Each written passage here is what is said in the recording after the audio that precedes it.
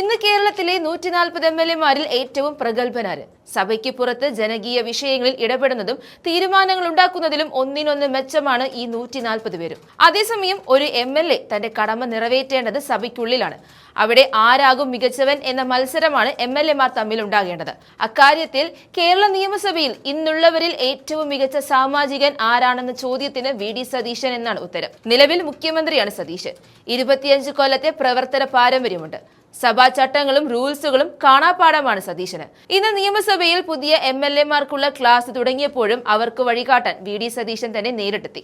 സഭാ ചട്ടങ്ങളും പെരുമാറ്റച്ചട്ടങ്ങളും രീതികളും ചോദ്യങ്ങളും വാക്കൌട്ടുമെല്ലാം MLA-മാർ പഠിക്കേണ്ടതുണ്ട്. അതിനുവേണ്ടിയാണ് നിയമസഭാ ക്ലാസ് സംഘടിപ്പിച്ചിരിക്കുന്നത്. മുൻ MLA-മാരായ KK ശൈലജയും P രാജീവും അടക്കമുള്ളവർ MLA-മാർക്ക് ക്ലാസുകൾ എടുക്കാൻ എത്തുന്നുണ്ട്. ഈ പരിപാടി ഉദ്ഘാടനം ചെയ്തതും VD സതീശനാണ്. 20 മിനിറ്റ് അദ്ദേഹം സംസാരിച്ചു. ഓരോ MLA-യും ശ്രദ്ധാപൂർവമാണ് അദ്ദേഹത്തിന്റെ വാക്കുകൾ ശ്രവിച്ചത്.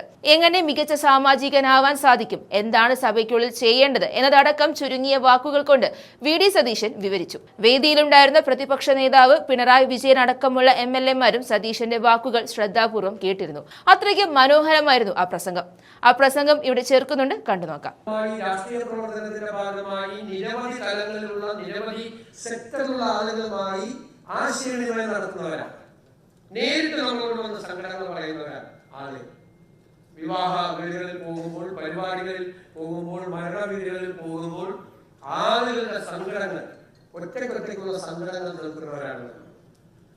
ഒരേ സങ്കടങ്ങൾ ഒന്നിൽ കൂടുതൽ ആളുകൾ തുടർച്ചയായി പറയുമ്പോൾ ഒരു നിയമസഭാ സാമാജികർക്ക് മനസ്സിൽ കുറിക്കണം.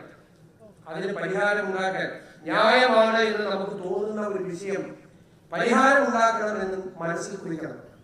അത് നിയമസഭയിൽ കൊണ്ടുവന്ന് ചർച്ചയുടെ ഭാഗമാക്കി, ഞാൻ നേരത്തെ പറഞ്ഞതുപോലെ ഫോക്കസിൽ കൊണ്ടുവന്ന് അതിന് പരിഹാരം ഉണ്ടാക്കേണ്ടത്. നിയമസഭാ പ്രവർത്തനം എന്ന് പറയുന്നത് ഭരണഘടനാപരമായുള്ള ഒരു അവകാശം കൂടിയാണ്. ഭരണഘടനയുടെ ആർട്ടിക്കിൾ 208 അനുസരിച്ചിട്ടാണ് നമ്മുടെ റൂൾസ് ഓഫ് പ്രൊസീജിയർ ഉണ്ടാക്കിയിരിക്കുന്നത്.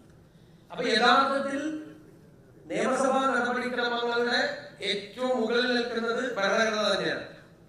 ആ ഭരണഘടന അനുസരിച്ച് ആർട്ടിക്കിൾ 208 അനുസരിച്ചിട്ടാണ് നമ്മൾ 314 റൂൾസ് ഉള്ള കേരളത്തിന്റെ റൂൾസ് ഓഫ് പ്രൊസീജിയർ ഉള്ളത്. നമ്മുടെ ലോകസഭയിൽ ദീർഘകാല സേവനം അനുഷ്ഠിച്ച, ഞങ്ങളെല്ലാം സംശയങ്ങൾ ചോദിച്ച് വിളിക്കുന്ന, നിരവധി വർഷക്കാലമായി വിളിക്കുന്ന ശ്രീ PDT ആചാര്യയുടെയുണ്ട്. ലോകസഭാ പ്രവർത്തനങ്ങൾ, നിയമസഭാ പ്രവർത്തനങ്ങൾ എല്ലാം ഈ ചട്ടക്കൂടിലാണ്, ഈ റൂൾസ് ഓഫ് പ്രൊസീജിയറിന്റെ കീഴിലാണ്. നമ്മൾ കേരള നിയമസഭയിൽ ഉണ്ടാക്കിയ റൂൾസ് ഓഫ് പ്രൊസീജിയറാണ്. അതിന് ഓരോ കാര്യങ്ങൾക്കും കൃത്യമായ റൂളുകളുണ്ട്. ഓരോ കാര്യങ്ങൾ ഇപ്പോ രാവിലെ ആദ്യം 9 മണിക്ക് തുടങ്ങുന്നത് ചോദ്യോത്തരവേളയാണ് തുടങ്ങുന്നത്. ആ ചോദ്യോത്തരം എങ്ങനെയായിരിക്കണം, എത്ര ദിവസം മുമ്പ് അത് കൊടുക്കണം, കാരണം മന്ത്രിമാർക്ക് മറുപടി പറയാനുള്ള അവസരം കൂടി വേണം. അതിനെ സംബന്ധിച്ച വിശദാംശങ്ങൾ, ചോദ്യങ്ങൾ ഏത് രൂപത്തിലാകണം, എങ്ങനെ ചോദിക്കാൻ പാടില്ല, എങ്ങനെ ചോദിക്കണം തുടങ്ങിയ മുഴുവൻ കാര്യങ്ങൾ റൂൾസിലെ 26 മുതൽ 48 വരെ പറയുന്നുണ്ട്. 26 മുതൽ 48 വരെ. 48 അടിയന്തരമായി ചോദ്യം ചോദിക്കാനുള്ള ഒരു അവസരമാണ്. സാധാരണ ചോദ്യോത്തര വേള കഴിഞ്ഞാൽ പിന്നെ ഉണ്ടാകുന്ന സമയത്തെ സീറോ അവർന്നാണ്. സീറോ അവർ റൂൾസ് ഓഫ് പ്രൊസീജിയറിലൊന്നും സീറോ അവറിനെ കുറിച്ചുള്ള പരാമർശമില്ല. പക്ഷെ പൊതുവെ നിയമസഭാ സാമാജികരും നിയമസഭയുമായി ബന്ധപ്പെട്ട മാധ്യമ പ്രവർത്തകരെല്ലാം സീറോ അവർ എന്നാണ് വിശേഷിപ്പിക്കുന്നത്. അവിടെയാണ് സാധാരണ നമ്മുടെ നിയമസഭയിൽ ഏകദേശം എല്ലാ ദിവസവും എന്ന പോലെ റൂൾ 50 വരുന്നത്. അടിയന്തര പ്രാധാന്യമുള്ള വിഷയങ്ങൾ അവതരിപ്പിക്കുന്നു. ആ വിഷയത്തിന് രാവിലെ എനിക്ക് നോട്ടീസ് കൊടുക്കുന്നത്. രാവിലെ നോട്ടീസ് കൊടുത്താൽ പ്രധാനപ്പെട്ട വിഷയം, അതുമായി ബന്ധപ്പെട്ട ഏത് മന്ത്രിയാണ് മറുപടി പറയേണ്ടതെന്ന് തീരുമാനിച്ചാൽ ആ മന്ത്രി സഭയിലെത്തി ഈ നോട്ടീസിന് ആദ്യം മറുപടി പറയും. നോട്ടീസ് കൊടുത്താൽ അത് അവതരിപ്പിക്കും. ആദ്യം മന്ത്രി മറുപടി പറഞ്ഞിട്ടാണ് നോട്ടീസ് കൊടുത്താൽ അവതരിപ്പിക്കുന്നത്. അവതരിപ്പിച്ചു കഴിഞ്ഞാൽ വീണ്ടും മന്ത്രിക്ക് മറുപടി പറയാനുള്ള ഒരു അവകാശം വേണമെങ്കിൽ തൃപ്തരാണ്. സാധാരണ പ്രതിപക്ഷത്ത് നിന്നാണ് റൂൾ 50 നോട്ടീസ് എപ്പോഴും കൊടുക്കാറുള്ളത്. കേരളത്തിന്റെ ഒരു റീസെന്റാണ് പ്രതിപക്ഷത്ത് നിന്നാണ് കൊടുക്കുക. തൃപ്തരായാൽ ഇരിക്കാം പ്രതിപക്ഷം, ഇല്ലെങ്കിൽ പ്രതിപക്ഷത്തിന് ഒരു ഓപ്ഷൻ ഉണ്ട്. എന്താണ്? വാക്കൗട്ട് പ്രസംഗങ്ങൾ നടത്താം. അപ്പൊ പ്രതിപക്ഷ നേതാവിന്, ഉപനേതാവിന് കക്ഷി നേതാക്കന്മാർക്ക് വാക്കൗട്ട് നടത്തി. എനിക്ക് തോന്നുന്നു കേരള നിയമസഭയിൽ പ്രധാനപ്പെട്ട വിഷയങ്ങൾ, ഏറ്റവും കൂടുതൽ ഫോക്കസിൽ വരുന്ന വിഷയങ്ങൾ ഈ അടിയന്തര പ്രമേയത്തിന്റെ റൂൾ 50 നോട്ടീസാണ്. റൂൾ 50 നോട്ടീസിന് റൂൾ 52 അടക്കമുള്ള ചില കണ്ടീഷൻസ് ഉണ്ട്. എന്തെല്ലാം പറയാം, എന്തെല്ലാം പറയാൻ പാടില്ല, സബ്ജുഡീസ് ആയിട്ടുള്ള കാര്യങ്ങൾ പറയാൻ പാടില്ല തുടങ്ങി. പിന്നെ കീഴ്വഴക്കങ്ങളുണ്ട്, അതിനെ പിന്നീട് പറയാം. അപ്പൊ അത് അവതരിപ്പിച്ചു കഴിഞ്ഞാൽ വേണമെങ്കിൽ വാക്കൗട്ട് പ്രസംഗങ്ങളാണ്. വാക്കൗട്ട് എന്ന് പറഞ്ഞാൽ നമ്മുടെ നാട്ടിലെ പല ആളുകളും വിചാരിച്ചിരിക്കുന്നത് വാക്കൗട്ട് നടത്തി നമ്മളെ നേരെ വീട്ടിലേക്ക് പോകുന്നതാണ്. അപ്പൊ പ്രതിപക്ഷം വാക്കൗട്ട് നടത്തി നേരെ വീട്ടിലേക്കല്ല പോകുന്നത്. അതൊരു സിംബോളിക് ആയിട്ടുള്ള, പ്രതീകാത്മകമായിട്ടുള്ള ഒരു പ്രതിഷേധമാണ്. മന്ത്രിയുടെ മറുപടിയിലോ പ്രതിഷേധിച്ച് ഒരു സിംബോളിക് ആയിട്ടുള്ള സംഭവം പുറത്തുപോയി ഒരു ചർച്ചയും പിന്നെ മുടങ്ങാതെ കേരള നിയമസഭയുടെ പ്രീസിഡൻസ് അനുസരിച്ച് തിരിച്ചു വന്ന് ബാക്കിയുള്ള ചടങ്ങിൽ പങ്കെടുക്കും. നിയമസഭാ പ്രവർത്തനങ്ങൾ സ്റ്റോൾ ചെയ്ത് അത് മുഴുവൻ സ്തംഭിപ്പിച്ചു പോകാറുണ്ട്. അതൊക്കെ വളരെ റെയറായിട്ടാണ്. കേരളത്തിൽ വളരെ കുറച്ചാണ് നടക്കാറുള്ളത്, മറ്റുള്ള സ്ഥലത്തെ അപേക്ഷിച്ച് വളരെ കുറച്ചാണ് നടക്കാറുള്ളത്. അത് കഴിഞ്ഞ് കഴിഞ്ഞാൽ നമുക്ക് 2 പേർക്ക് ഒരു ദിവസം കോളിംഗ് അറ്റൻഷൻ കിട്ടും രാവിലെ 2 പേർക്ക്. അത് റൂൾ 62 ആണ്. കോളിംഗ് അറ്റൻഷൻ റൂൾ 62 ആണ്. 62 അനുസരിച്ച് പ്രധാനപ്പെട്ട വിഷയങ്ങൾ അവതരിപ്പിക്കുന്നതിൽ കൂടുതൽ കുറച്ചുകൂടി സമയം കിട്ടും. അത് കഴിഞ്ഞാൽ സാധാരണ നമ്മൾ നിയന്ത്രിതമായി സ്പീക്കർ നിശ്ചയിക്കുന്ന തരത്തിലുള്ള നിയന്ത്രിതമായിട്ടുള്ള സബ്മിഷനുകളാണ്. അത് റൂൾ 304 ആണ്. റൂൾ 304 ആണ് സബ്മിഷൻ. അതനുസരിച്ചുള്ള മണ്ഡലത്തിലെ വിഷയങ്ങൾ, പൊതുവായ വിഷയങ്ങൾ ഇതെല്ലാം കൊണ്ടുവരും. പിന്നീട് എനിക്ക് നിങ്ങളോട് പറയാനുള്ളത്, ഓരോ അവസരങ്ങളും നമ്മളൊരു വിഷയത്തെ ശ്രദ്ധിക്കണം. ഇപ്പൊ നല്ല രീതിയിൽ ഒരു ചോദ്യോത്തര വേള നടക്കും. ഒരു 4 പേര് അംഗങ്ങൾ വിചാരിച്ചാൽ ആരും ശ്രദ്ധിക്കാതെ കിടക്കുന്ന ഒരു വളരെ പ്രധാനപ്പെട്ട വിഷയം, ജനങ്ങളുടെ, ഗവൺമെന്റിന്റെ, ഉദ്യോഗസ്ഥരുടെ എല്ലാവരുടെയും ഫോക്കസിലേക്ക് എത്തിക്കാൻ പറ്റും. 4 പ്രധാനപ്പെട്ട ചോദ്യങ്ങൾ മതി. 4 പ്രധാനപ്പെട്ട ചോദ്യങ്ങൾ. ഞാൻ ഒരു ഉദാഹരണം പറഞ്ഞത്, പണ്ട് നിയമസഭയിൽ ഒരു ചോദ്യം, വിവാഹ ചെലവുകൾ വർദ്ധിക്കുന്നതിനെ കുറിച്ച്. അവിടെ പണമുള്ള ഒരു വലിയ ആർഭാടമായിട്ട് വിവാഹം നടന്നു, അല്ലാത്തവര് വലിയ കഷ്ടപ്പെടുകയാണ് എന്നൊക്കെ പറഞ്ഞൊരു ചർച്ച വന്നു. അപ്പൊ വിവാഹത്തിന് നികുതി ഏർപ്പെടുത്തണം കൂടുതൽ എന്ന് പറഞ്ഞൊരു ചർച്ച, നല്ല ചർച്ച. 3-4 ചോദ്യങ്ങൾ വന്ന് ഉടനെ ഇതിനെതിരായിട്ടുള്ള ഒരു വികാരം വന്നു, ഇതിന് നികുതി ഏർപ്പെടുത്തണം. അപ്പോ ഞാൻ ഇടപെട്ടു. ഞാൻ പറഞ്ഞ ചോദ്യത്തിൽ പറഞ്ഞു, ഇതൊരു ഇൻഡസ്ട്രി ആയിട്ട് കാണുന്നു വിവാഹം. കാരണം ഒരു വിവാഹം ഒരു കുടുംബം നടത്തുമ്പോൾ അവരൊരു 10 ലക്ഷം രൂപ അല്ലെങ്കിൽ 5 ലക്ഷം രൂപ ചെലവാക്കിയാൽ എത്ര പേരുടെ കൈകളിലേക്കാണ് അത് പോകുന്നത്, ഇല്ലേ? പന്തലുകാരൻ, കേറ്ററിംഗുകാരൻ, മനസ്സിലില്ല. പിന്നെ പൂ മേടിക്കുന്ന സ്ഥലത്ത്, ആഭരണം മേടിക്കുന്ന സ്ഥലത്ത്, പിന്നെ ഡ്രസ്സ് മേടിക്കുന്ന സ്ഥലത്ത് തുടങ്ങി പ്രിന്റിങ് തുടങ്ങി എത്ര സ്ഥലത്തേക്കാണ് പൈസ ഡിസ്ട്രിബ്യൂട്ട് ചെയ്ത് പോകുന്നത്. അപ്പൊ നമ്മുടെ മണി സർക്കുലേഷൻ്റെ ഒരു പ്രധാനപ്പെട്ട ഭാഗം കൂടി വിവാഹം ഒരു ഇൻഡസ്ട്രി പോലെയുണ്ട്. അത് എല്ലാവരും ലളിതമായി നടത്താൻ തീരുമാനിച്ചാൽ എത്ര പേര് പട്ടിണിയാവും, എത്ര പേർക്ക് തൊഴിലില്ലാതാവും. അപ്പൊ നമുക്കൊരു വിഷയത്തിന്റെ വ്യത്യസ്തമായ ഭാവങ്ങൾ, വ്യത്യസ്തമായ സൈഡ്. ചിലപ്പോൾ നമ്മൾ രാവിലെ വന്നവിടെ നിയമസഭയിൽ ഇരിക്കുമ്പോൾ ഒരു വിഷയത്തെ കുറിച്ചുള്ള നമ്മുടെ ധാരണ മാറ്റിമറിക്കുന്നതായിരിക്കും പലരും പലരുടേതായ അഭിപ്രായങ്ങൾ പറയുന്നത്. ഞാൻ നിയമസഭയിൽ മുഴുവൻ സമയം ഇരുന്നിരുന്ന ഒരാളാണ്. ക്യാൻറ്റീനിൽ പോയാൽ പോലും, ക്യാൻറ്റീനിൽ പോയി കഴിഞ്ഞാൽ നിയമസഭയിൽ വല്ലതും സംഭവിക്കുമോ? നമ്മൾ മാറി ഒന്നും സംഭവിക്കില്ല.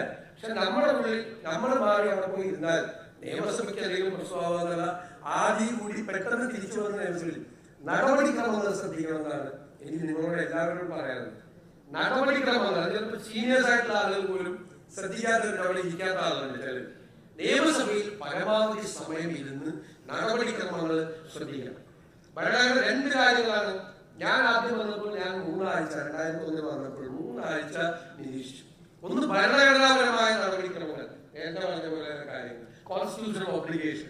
ഇപ്പൊ ബജറ്റ് അവതരിപ്പിക്കുക, ബജറ്റിൽ ആനുവൽ ഫിനാൻഷ്യൽ സ്റ്റേറ്റ്മെന്റ് എന്ന ബജറ്റിൽ കോൺസ്റ്റിറ്റ്യൂഷനിൽ പറയുന്നത് ബജറ്റ് എന്ന വാക്കുപോലും ഭരണഘടനയിലില്ല. അവരെ നമ്മൾ നിയമസഭാംഗമായിട്ടാണ് അറിയുന്നത്. നോക്കി ഒന്ന് അതാണ്. 2 ഫിനാൻഷ്യൽ മാറ്റേഴ്സ് ആണ് കൂടുതൽ വരുന്നത്. അപ്പൊ അന്ന് എനിക്ക് ഒന്നും അറിയത്തില്ല ഫിനാൻസ്, സത്യം ABC അറിയില്ല. ഞാൻ ഫിനാൻസ് എക്കണോമിക്സ് പഠിച്ചിട്ടില്ല. എനിക്ക് 3 ആഴ്ചയ്ക്ക് പേടിയായി. കാരണം ഫിനാൻസ് പഠിക്കാതെ നല്ല ഒരു നിയമസഭാ സാമാജികനാവാൻ പറ്റില്ല.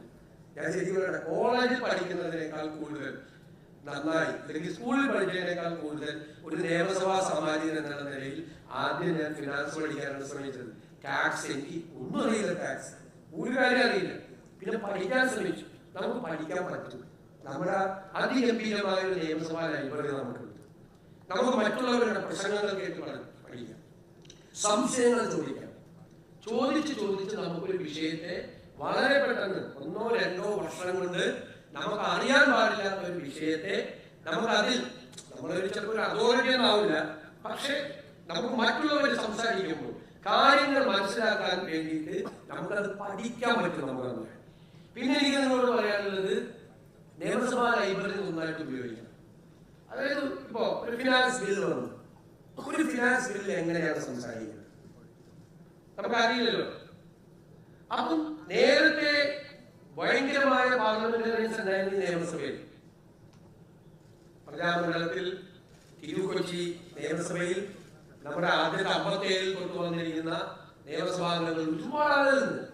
അപ്പൊ അവരുടെയൊക്കെ പ്രസംഗങ്ങൾ ഞാൻ എനിക്ക് തോന്നുന്നത് തിരുക്കൊച്ചി നിയമസഭയിലെയും നമ്മുടെ 57 മുതലുള്ള നിയമസഭാ പ്രസംഗങ്ങളിലെയും പ്രധാനപ്പെട്ട നിയമസഭാ സാമാജികന്മാരുടെ മുഴുവൻ പ്രസംഗം ലൈബ്രറി പോയി വായിച്ചിട്ടുണ്ട്. ആദ്യത്തെ ഒരു 5-8 കൊല്ലം മുഴുവൻ പേരെ വായിച്ചിട്ടുണ്ട്. ഞാൻ ഭയങ്കര അഭിമാനത്തിലൂടെയാണ് പറയുന്നത്. അത് പനമ്പള്ളി ഗോവിന്ദമേനോന്റെ, PS നടരാജപിള്ളയുടെ, EMSന്റെ, C അച്യുതമേനോന്റെ, പ്രഗത്ഭരായ ആളുകൾ, പട്ടംകാറുപിള്ളയുടെ, ആശങ്കര് ആയിരുന്നു മുഖ്യമന്ത്രി. ധനകാര്യ വകുപ്പ് കൂടി കൈകാര്യം ചെയ്ത മുഖ്യമന്ത്രി. അപ്പൊ അദ്ദേഹം ധനകാര്യ വകുപ്പ് എങ്ങനെയാണ് കൈകാര്യം ചെയ്തത്? എങ്ങനെയാണ്? KT ജോർജ് ധനകാര്യമന്ത്രി ആയിരുന്ന. അങ്ങനെ ഒരുപാട് ആളുകൾ പ്രഗത്ഭരായ, പിന്നീട് KM മാണിയെ പോലെ, TM ജേക്കബിനെ പോലുള്ള ഞങ്ങളുടെ കാലത്ത് കൂടി വന്ന ഏറ്റവും സീനിയർ ആയിട്ടുള്ള നിയമസഭാംഗങ്ങൾ. ഇപ്പൊ TM ജേക്കബിന്റെ 25 വർഷം അദ്ദേഹം നിയമസഭ പൂർത്തിയായപ്പോൾ അദ്ദേഹം നടത്തിയ പ്രസംഗങ്ങളുടെ 2 വോള്യമുണ്ട്. ആ 2 വോള്യം എന്റെ ലൈബ്രറിയിലുണ്ട്. അപ്പൊ എപ്പോഴാണ് നമ്മൾ നോക്കുന്നതെന്ന് വെച്ച് കഴിഞ്ഞാൽ, അദ്ദേഹം എങ്ങനെയാണ് ഒരു വിഷയം, നല്ല പാർലമെന്റേറിയനാണ്, ഒരു വിഷയം എങ്ങനെയാണ് അപ്രോച്ച് ചെയ്ത്, നമ്മൾ അതുപോലെ അപ്രോച്ച് ചെയ്യണമെന്നല്ല, പക്ഷെ നമുക്കൊരു ഗൈഡ് ലൈനാണ്. ഇതിനു മുൻപുണ്ടായിരുന്ന പാർലമെന്റേറിയന്മാർ ഓരോ വിഷയവും എങ്ങനെയാണ് അവർ അപ്രോച്ച് ചെയ്തിട്ടുള്ളത്, എങ്ങനെയാണ് മികച്ച പാർലമെന്റേറിയന്മാർ ഒരു വിഷയത്തെ സമീപിച്ചിരിക്കുന്നത് എന്ന് നമുക്ക് മനസ്സിലാകണമെങ്കിൽ ഇതിനു മുൻപുള്ള പാർലമെന്റേറിയന്മാർ എങ്ങനെയാണ്, എത്ര രസകരമായ പണ്ട് ഇംഗ്ലീഷാണ് പ്രസംഗിക്കുന്നത്. നിയമസഭയിലേക്ക് ആദ്യത്തെ നിയമസഭയിലെല്ലാം ചിലരുടെ വലിയ പ്രഗത്ഭരായ അഭിഭാഷകരായിരുന്നു, ഒറീഷ്യസ് ലീഡർമാരായിരുന്നു. പനമ്പള്ളി ഗോവിന്ദമേനോൻ എന്നൊക്കെ പറഞ്ഞാൽ ആകാശത്തിന് കീഴിലും ആകാശത്തിന് മീതെയുള്ള ഏത് വിഷയത്തെ കുറിച്ചും അതോറിറ്റി ആയിരുന്നു, പരന്ന വായനക്കാരനായിരുന്നു. EMS പോലുള്ള ആളുകൾ, അച്യുതമേനോനെ പോലുള്ള ആളുകൾ, അച്യുതമേനോൻ ധനകാര്യ മന്ത്രിയായിരുന്നു. ആദ്യത്തെ മന്ത്രിസഭയിൽ ധനകാര്യ വിഷയങ്ങളിൽ അദ്ദേഹത്തിന്റെ മറുപടി ഞാനൊരിക്കൽ ഈ ഐസക് ധനകാര്യമന്ത്രിയായിരിക്കണപ്പോ ലീക്ക് ചെയ്തു ഒരു ഡോക്യുമെന്റ് പ്രസിദ്ധമാണ്. അപ്പോ ഞാനാണ് അടിയന്തര പ്രമേയം അവതരിപ്പിച്ചത്. നോക്കിയപ്പോ അച്യുതമേനോന്റെ കാലത്ത് ലീക്ക് ഉണ്ടായിട്ടുണ്ട്. ആ ലീക്ക് ഉണ്ടാക്കിയത് നമ്മുടെ K ബാലകൃഷ്ണൻ, പ്രശസ്തരായ പത്രപ്രവർത്തകൻ K ബാലകൃഷ്ണൻ പൂർത്തിയതാണ് ബജറ്റ് പ്രസംഗം, ഒരു മാധ്യമ പ്രവർത്തകൻ. വലിയ വിവാദമായിരുന്നു. അപ്പൊ അത് വന്നപ്പോൾ അച്യുതമേനോന്റെ റിപ്ലൈ എന്തായിരുന്നു? അപ്പൊ അത് കോട്ട് ചെയ്തൊക്കെ നമ്മൾ സംസാരിക്കുമ്പോൾ നമുക്ക് ഭയങ്കര ആത്മവിശ്വാസത്തോടെ നമ്മൾ നന്നായി പഠിച്ച് നമ്മളൊരു വിഷയം നിയമസഭയിൽ അവതരിപ്പിക്കും. നമ്മളൊക്കെ നല്ല പ്രാസംഗികമാണ്. എല്ലാവരും ഇവിടെ വന്നിരിക്കുന്ന എല്ലാവരും നന്നായി പ്രസംഗിക്കുന്നവരാണ്. ഏത് വിഷയത്തെ പറ്റി നമ്മൾ 1 മണിക്കൂർ സംസാരിക്കാൻ കപ്പാസിറ്റി ഉള്ളവരാണ്. പക്ഷെ എനിക്ക് നിങ്ങളോടുള്ള അഭ്യർത്ഥന, നിയമസഭയിൽ പ്രസംഗിക്കുമ്പോൾ ആ പ്രസംഗമല്ല വേണ്ട. നിങ്ങളൊരു വിഷയത്തിനെ കുറിച്ച് പഠിക്കുമ്പോൾ ഞങ്ങൾക്ക് ആദ്യം 10 മിനിറ്റ് പ്രസംഗത്തിന് വേണ്ടി 2-3 മണിക്കൂർ തയ്യാറെടുക്കുക. ആ 3 മണിക്കൂർ തയ്യാറെടുക്കുന്നത് മുഴുവൻ പറയാനല്ല. 3 മണിക്കൂർ ആ വിഷയത്തിൽ തയ്യാറെടുത്താൽ ആ വിഷയം നമ്മൾ അപ്ഡേറ്റ് ചെയ്യണം. അതുവരെയുള്ള മുഴുവൻ കാര്യം അതിൽ ഏറ്റവും കീ ആയിട്ടുള്ള ടു ദ പോയിന്റ് പറഞ്ഞാൽ ടു ദ പോയിന്റ് അത് നമ്മൾ പറഞ്ഞാൽ മതി. അത് ആധികാരികം. ഇത്രയും പഠിച്ചാൽ നമുക്ക് ആധികാരികമായി പറയാൻ പറ്റും. നമ്മളിങ്ങനെ സാധാരണ നമുക്ക് എന്തും പറയാനോ അത് പറയാനല്ല, നമ്മുടെ ആത്മവിശ്വാസം കൊണ്ട് നന്നായി പഠിക്കാം. ഇപ്പൊ ഞാനൊരു പ്രാക്ടീസ് ചെയ്യുന്ന ലോയറായിരുന്നു. പക്ഷെ ഒരു നിയമ പ്രശ്നം വന്നാൽ ഞാൻ ഹൈക്കോടതിയിലെ ആ പർട്ടിക്കുലർ സബ്ജക്റ്റിലെ ഒരു സീനിയർ ലോയറെ വിളിച്ച് അദ്ദേഹത്തോട് ചർച്ച ചെയ്യും. ഞാനൊരു വഴി പറഞ്ഞാൽ അപ്പോ ചിലപ്പോൾ അദ്ദേഹം പറയും സതീശനെടുത്തിരിക്കുന്ന ലീഗൽ പൊസിഷൻ കറക്റ്റാണ്, അപ്പൊ നമുക്ക് കോൺഫിഡൻസ് ആയി. ചിലപ്പോൾ അദ്ദേഹം കറക്റ്റ് ചെയ്യും, ചിലപ്പോൾ അദ്ദേഹം 2 പോയിന്റ് ആഡ് ചെയ്യും. അപ്പൊ ഇപ്പോഴും ഒരു സബ്ജക്ട് സംസാരിക്കുമ്പോൾ ഒരു സബ്ജക്ട് എക്സ്പേർട്ട് ആയിട്ട് പ്രസംഗത്തിന് മുമ്പ് ആശയവിനിമയം നടത്തിയാൽ നമുക്ക് കൂടുതൽ കോൺഫിഡൻസോടുകൂടി സംസാരിക്കാൻ പറ്റും. നന്നായി പഠിച്ച് നല്ല ആധികാരികമായി സംസാരിക്കുമ്പോൾ നമ്മുടെ കോൺഫിഡൻസ് ലെവൽ കൂടുമ്പോൾ നമ്മൾ പറയുന്ന വാക്കുകൾക്ക് ശക്തി കൂടും. അത് അടിവരയിട്ടാണ് നമ്മൾ പറയുന്നത്, മാറ്റേണ്ടി വരില്ല. പിന്നീട് സംശയത്തിലാണ് പറയണമെങ്കിൽ ആ പറച്ചിൽ തന്നെ കേൾക്കുന്ന ആൾക്ക് അറിയാൻ പറ്റും. അപ്പൊ പഠിച്ചിട്ട് പോയി പറഞ്ഞാൽ ഓരോ സബ്ജക്റ്റും നമുക്ക് ചെയ്യാൻ പറ്റും. പിന്നെ നിയമം ഞാൻ ദീർഘിപ്പിക്കുന്നില്ല, എനിക്ക് ഇഷ്ടപ്പെട്ട വിഷയത്തോട് എന്റെ കൺട്രോൾ പോകും. അതുകൊണ്ട് പ്രതിപക്ഷ നേതാവ് ഉൾപ്പെടെയുള്ള ആളുകൾ സംസാരിക്കാൻ വേണ്ടി നിൽക്കുക.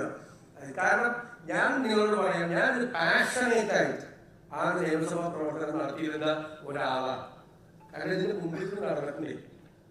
ഏത് നിയമസഭയുടെ മുമ്പിൽ കൂടി വെറുതെ പണ്ട് നടന്നിട്ട് പഠിക്കുമ്പോഴോ അല്ലാത്തപ്പോഴേക്കും അപ്പോഴേ നോട്ടോട്ട് നടക്കുമായിരുന്നു ഇങ്ങോട്ട് വരുന്നത്. അപ്പൊ ഇവിടെ വരാൻ കിട്ടിയ അവസരം നന്നായി ഉപയോഗിക്കാൻ ശ്രമിച്ച ഒരാളെന്ന നിലയിലാണ് പാഷനേറ്റ് ആയിട്ട് നിയമസഭാ സാമാജികൻ എന്ന നിലയിൽ പഠിക്കുക. നമുക്ക് ശ്രദ്ധേയം ഇപ്പൊ ലെജിസ്ലേഷൻ, നിയമനിർമ്മാണം എന്ന് പറയുന്നത് അത് വളരെ പ്രധാനപ്പെട്ട ഒരു കാര്യമാണ് ചെയ്യുന്നത്. നമ്മളത് പങ്കാളിയാവാണ്. നാടിനെ മുഴുവൻ ബാധിക്കുന്ന, നാടിലെ ജനങ്ങളെ ബാധിക്കുന്ന വിഷയമാണ് ഇവിടെ നിയമനിർമ്മാണത്തിലൂടെ നമ്മൾ പോകുന്നത്. നമ്മൾ ആലോചിക്കേണ്ടത്, ഞാൻ ആലോചിച്ചിരുന്നത് നിയമസഭാ സാമാജികൻ എന്നാൽ ഇവിടെ പാസ്സാക്കിയ ഒരു നിയമം പിന്നെ ഒരു ആക്ടായി, ബില്ല് പാസ്സായി ആക്ടായി ഒരു ജഡ്ജിന്റെ കയ്യിലെത്തണം, ഹൈക്കോടതി ജഡ്ജിന്റെ കയ്യിലെത്തണം. അത് മോശമാണെങ്കിൽ ചിലപ്പോൾ ഹൈക്കോടതി ജഡ്ജി കമന്റ് എന്ന് പറയുന്നത് മനസ്സിൽ വിചാരിക്കും, ഇതാരാണ് ഇത് പാസ്സാക്കി, ആരൊക്കെ കൂടിയാണ് പാസ്സാക്കി, നിയമസഭയുടെ അന്തസ്സ് പോകും. അപ്പൊ നമ്മൾ ഓരോ പ്രൊവിഷൻസും നമ്മൾ നോക്കി. എന്നെ ആദ്യം കളിയാൻ കയറി ഞങ്ങൾ 10-300 അമെന്റ്മെന്റ് കൊടുക്കും രജിസ്ട്രേഷനിൽ, കോമയൊക്കെ കൊടുക്കും. കോമയ്ക്ക് അമെന്റ്മെന്റ് കൊടുക്കാന്ന് ചോദിക്കും. കോമ നിയമത്തിൽ പ്രധാനപ്പെട്ട ഒന്നാണ്. ഒരു കോമ മാറിപ്പോയാൽ വേറെ തരത്തിൽ അവരൊരു മികച്ച അഭിഭാഷകനെ ഇന്റർപ്രറ്റ് ചെയ്യും. അതിന്റെ പർപ്പസ് ഡിഫീറ്റ് ചെയ്യാൻ പറ്റും ഒരു മികച്ച അഭിഭാഷകന്. കോമ വളരെ ഇമ്പോർട്ടന്റ് ആണ്. സൂക്ഷ്മതയോടുകൂടി നിയമനിർമ്മാണം നടത്തി ആ നിയമനിർമ്മാണത്തിൽ നമ്മൾ പങ്കാളിയാകണം. നമ്മൾ ഇരുന്ന് പഠിച്ച് അമെന്റ്മെന്റ് കൊടുക്കണം.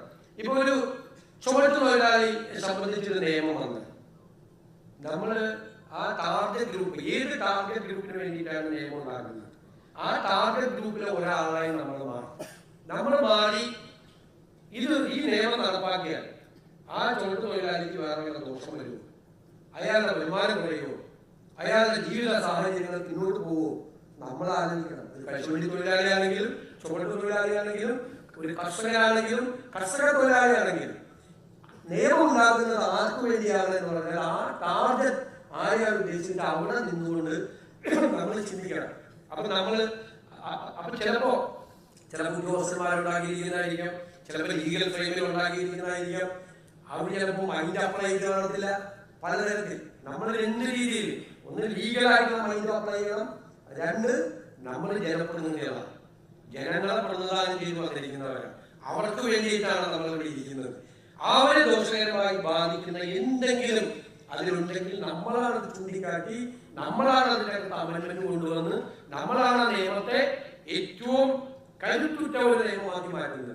നന്നായി നടക്കുന്ന 1ാം വായനയിലും 2ാം വായനയിലും അമെന്റ്മെന്റ്സിലും 3ാം വായനയിലും ഒക്കെ ഒരു നിയമത്തെ ഏറ്റവും മികച്ച ഒരു നിയമമാക്കി മാറ്റാൻ നല്ല ടീം ഓഫ് പാർലമെന്റേറിയൻസ് ഉണ്ടെങ്കിൽ പറ്റും. ഇവിടെ ഒരുപാട് വിഷയങ്ങൾ ചർച്ച ചെയ്യാം. ഞാൻ അവസാനിപ്പിക്കാം. നമ്മൾ കഴിഞ്ഞ പ്രാവശ്യം പ്രതിപക്ഷത്തിരിക്കുമ്പോൾ 195 രാജ്യങ്ങൾ കൂടി തയ്യാറാക്കിയ ക്ലൈമറ്റ് ചേഞ്ചിന്റെ report, IPCC report on climate change, inter government panel on climate change, അതുമായി അമേരിക്കൻ ബഹിരാകാശ ഏജൻസിയായ നാസ നടത്തിയ അനാലിസിസ് നിയമസഭയിൽ ചർച്ചയ്ക്ക് കൊണ്ടുവന്നു. അല്ലേ, വിഷ്വല്ലേ, നമ്മൾ ചർച്ചയ്ക്ക് കൊണ്ടുവന്നു. ഞങ്ങളെ പറഞ്ഞ് കളിയാക്കി. പിന്നെ IPCC റിപ്പോർട്ട് നാസയാണ് നിയമസഭയെ കൊണ്ടുവന്നു. ഞങ്ങളെന്താ കൊണ്ടുവരാൻ കാര്യം, ആ റിപ്പോർട്ടിൽ ക്ലൈമറ്റ് ചേഞ്ച് വരുമ്പോൾ കേരളത്തെ ബാധിക്കുന്ന ഗൗരവതരമായ, ഈ അറേബ്യൻ ഇതിനെ ബാധിക്കുന്ന ഗൗരവതരമായ വിഷയങ്ങൾ അതിനകത്തുണ്ടായിരുന്നു.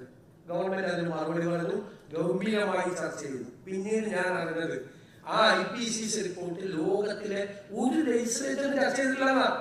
അത് ചർച്ച ചെയ്ത ഏക ലെജിസ്ലേച്ചർ നമ്മുടെ നിയമസഭയാണ്. നമുക്ക് അഭിമാനത്തോടു കൂടി പറയാം.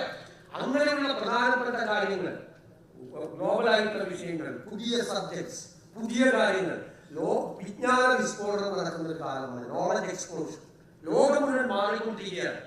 ഔട്ട്ഡേറ്റഡ് ആയിട്ടുള്ള കാര്യങ്ങൾ മാറ്റി പുതിയ കാര്യങ്ങൾ ലോകത്ത് ഉണ്ടായിക്കൊണ്ടിരിക്കുമ്പോൾ ആ പുതിയ കാര്യങ്ങൾ ലോകത്ത് പുതിയ അറിവുകൾ ഉണ്ടാകുമ്പോൾ അതിന്റെ പ്രതിഫലനം നമ്മുടെ നിയമസഭയിലെ ചർച്ചകൾക്ക് ഉണ്ടാകണം.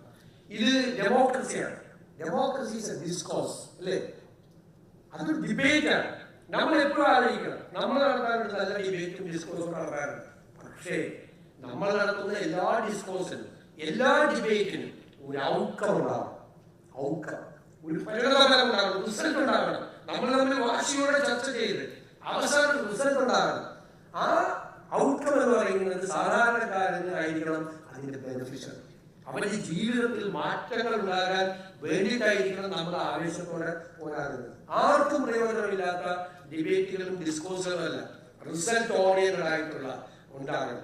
ആ ചർച്ചകളാണ് വ്യത്യസ്തമായ ഭാഗങ്ങളിൽ നിന്നുകൊണ്ട് വ്യത്യസ്തമായ രാഷ്ട്രീയ വീക്ഷണങ്ങളുള്ള, വ്യത്യസ്തമായ പ്രത്യയശാസ്ത്രങ്ങളിൽ വിശ്വസിക്കുന്ന, വ്യത്യസ്തമായ മതവിശ്വാസങ്ങളുള്ള ഒരു ഗ്രൂപ്പാണ് നമ്മൾ. ഒരുപാട് ആളുകൾ കേരളത്തിലെ ഈ 3.5 കോടിയോളം വരുന്ന ജനങ്ങളെ മുഴുവൻ പ്രതിനിധാനം ചെയ്ത് അവരുടെ ക്രോസ് സെക്ഷനായി, അവരുടെ ഒരു പരിച്ഛേദമായി അവർ തെരഞ്ഞെടുത്ത് അയച്ചിരിക്കുന്ന 140 പേരാണ് നമ്മളെന്നുള്ള അഭിമാനബോധത്തോടും ഉത്തരവാദിത്വത്തോടും കൂടി മികച്ച പാർലമെന്റേറിയൻസായി മാറാൻ നിങ്ങൾക്ക് എല്ലാവർക്കും കഴിയട്ടെ. ഇവിടെയുള്ള ക്ലാസ്സുകളെല്ലാം നിങ്ങളെ ആ വഴിക്ക് നയിക്കട്ടെ എന്ന് ആശംസിച്ചുകൊണ്ട് ഞാൻ ഈ ഓറിയന്റേഷൻ പ്രോഗ്രാം ഉദ്ഘാടനം ചെയ്തതായി അറിയിക്കുന്നു. നന്ദി.